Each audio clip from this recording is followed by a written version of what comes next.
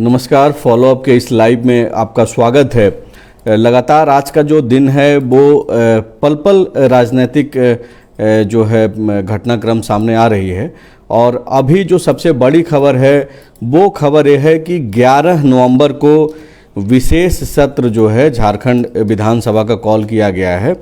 और इसको लेकर के बाकायदा आईपीआरडी के जरिए जो मुख्यमंत्री हेमंत सोरेन की जो सरकार है उसका जो सूचना प्रसारण विभाग है उसके द्वारा पत्रकारों तक जो है ये खबर ऑफिशियली भेजी गई है। आपको मालूम है कि बीते 14 सितंबर को एक प्रस्ताव कैबिनेट में आया था जिस पर हेमंत सोरेन की सरकार ने मुहर लगाई थी। कई सारे उस दिन प्रस्ताव थे, उसमें एक जो सबसे महत्वपूर्ण प्रस्ताव था वो ये था कि 1932 के आधार पर स्थानीय नीति लागू करने की जो है सिफारिश की गई थी और उस प्रस्ताव पर एक तरीके से उस दिन 14 सितंबर को मुहर लगी, जिसके बाद से यह कयास लगाया जा रहा था कि जल्द ही हेमंत सोरेन की सरकार विशेष सत्र बुला करके इस पे जो है विधानसभा से जो है इसको पारित करा ले और उसके बाद राजभवन को भेजे और वो कानून का रूप ले ले। लेकिन अब तक ये नहीं हो पाया था। अभी थोड़ी देर पहले जो आईपीआरडी से जो खबर निकल करके आई है, सबसे पहले वो मैं आपको हूबहू जो है पढ़ करके सुना देता हूँ कि दरअसल आईपीआरडी ने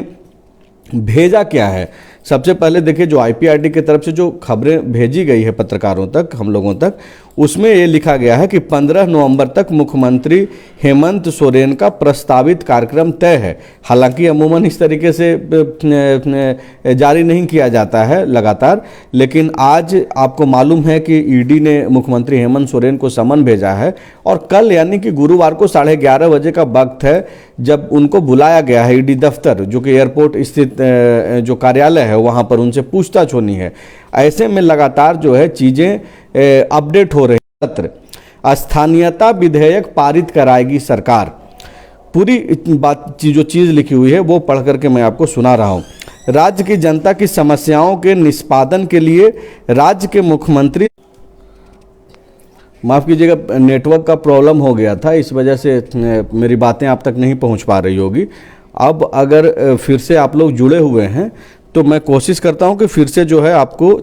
जो प्रेस रिलीज जो भेजा गया है सूचना विभाग की तरफ से वो आपको बता दें।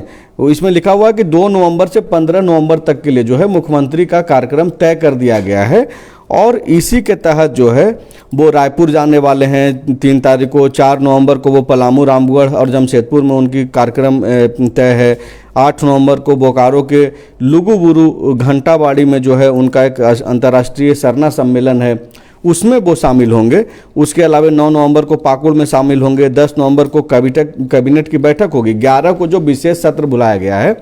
उसके पहले 10 नवंबर को कैबिनेट की बैठक होनी है और 11 नवंबर को विधानसभा के विशेष सत्र में भाग लेंगे। ये मुख्यमंत्री का एक कार्यक्रम है जिसमें ये बाकायदा लिखा हुआ है कि 11 नवंबर को जो विधानसभा का जो विशेष सत्र होना है उसमें मुख्यमंत्री शामिल होंगे और इसमें सरकार प्रयास करेगी कि झारखंड में पदों एवं सेवाओं की रिक्तियों में आरक्षण वृद्धि तथा 1932 अथवा उसके पूर्व के सर्वे खतियान के आधार पर स्थानीयता विधेयक विधानसभा के विशेष सत्र में पारित हो। आप ये देखिए, हम लोग जब सुबह में जब लाइव आ रहे थे और उस दौरान जब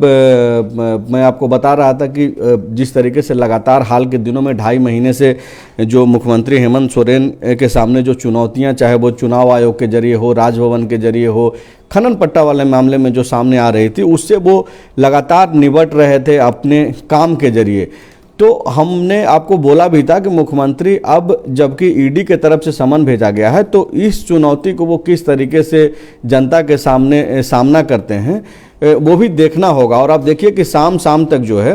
मुख्यमंत्री हेमंत सोरेन के तरफ से जो है एक प्रेस विज्ञप्ति उनके विभाग के सूचना विभाग के द्वारा जारी भी कर दिया गया है जिसमें स्पष्ट लिखा गया है 1932 का जो मुद्दा है यहाँ का स्थानीय नीति को लेकर के, वो काफ़ी संवेदनशील मुद्दा है यहाँ के स्थानीय लोगों का, आदिवासी लोगों का, यहाँ के मूलवासी लोगों का। और ऐसे में इस मुद्दे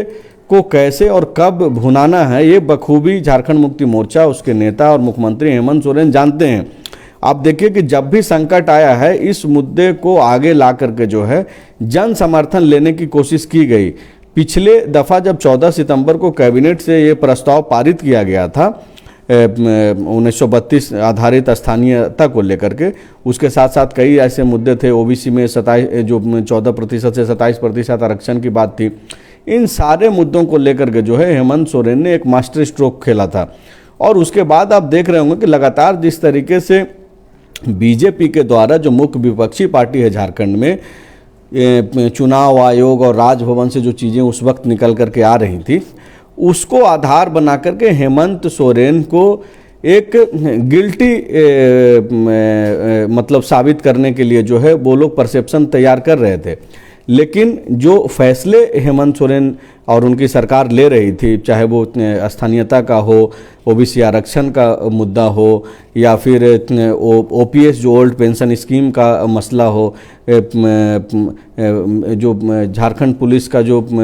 छुट्टियों का जो मामला है, कई सारे ऐसे जो वो उन्होंने जो डिसीजन लिया, चाहे आंगनबाड़ी का, इन सब जो डिसीजन वो ले रहे थे उसके जरिए उनको एक तरफ तो दबाव था ही चुनाव आयोग और राजभवन का, मुख्य विपक्षी पार्टी का, दूसरे तरफ उनको जन समर्थन भी मिल रहा था। मुख्यमंत्री हेमंत सोरेन के आवास के भीतर और बाहर से आप देख पा रहे होंगे, और बाकायदा सोशल मीडिया पे अगर आप सक्रिय रहते हैं तो आप देख पा रहे होंगे कि एक तरफ दबाव और दूसरे तरफ जन समर्थन जो है मुख्यमंत्री को मिल रहा है। अब जबकि ये सारे जो त्यौहार बीत गए और उसके बाद एक कयास भी लगाया जा रहा था कि अब चुनाव आयोग का जो लिफाफा अब तक नहीं खुल पाया है, खुलेगा, उसको लेकर के राजभवन ने एक बयान दिया कि भाई दिवाली के बाद हो सकता है एक आध एटम बम फूट जाए। भले ही राजभवन की तरफ से एटम बम नहीं फोड़ा गया हो, लेकिन राज्यपाल की कही गई बातों को लेकर के अब कांग्रेस पार्टी ये बोल रही है कि राज्यपाल का इशारा ईडी के तरफ था और ईडी ने समन भेज दिया है। अब इससे निपटने के लिए मुख्यमंत्री हेमंत सोरेन ने विशेष सत्र का आह्वान कर दिया है उनकी सरकार ने, और 11 नवंबर को जो विशेष सत्र होना है, इसके पहले अगर कोई फेरबदल नहीं हुआ तो ये तय है कि 11 नवंबर को विशेष सत्र झारखंड विधानसभा का होगा।